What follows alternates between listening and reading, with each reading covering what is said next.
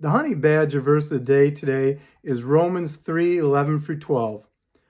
Now do this, understand the present time. The hour is now come for you wake from your slumber, because our salvation is nearer now than when we first believed.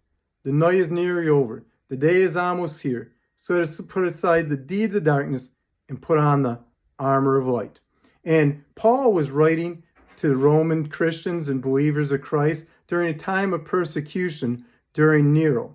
Nero blamed the burning of Rome on the Christians, and he used tar and burned Christians like they were candles. And Paul said, you need to stand the test. This is a time right before Christ's return. It's a time of deception. It's a time of darkness. But when you put on the armor of light, you'll bring people in the kingdom because they'll see the truth of Christ's love in you. And during this time, it's a time of salvation. It's a time where people can come into the kingdom. 2 Corinthians 6:2, Paul writes this, for God says, in the day of my favor, I heard you. In the day of my salvation, I helped you. Now is the time of God's favor. Now is the day of salvation. Right now, in the present time, we live in a time of deception, and we need to be a light. We live in a time where people don't understand the truth, and we need to bring Jesus Christ, who is the way, the truth, and bring people in the kingdom.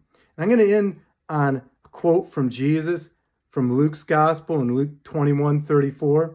Be careful, or your heart will be laid down dissipation, depression, drunkenness, and anxiety.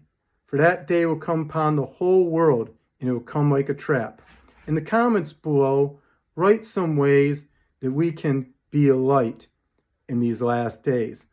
Write some ways that we can be prepared for Christ's return, ready and alert.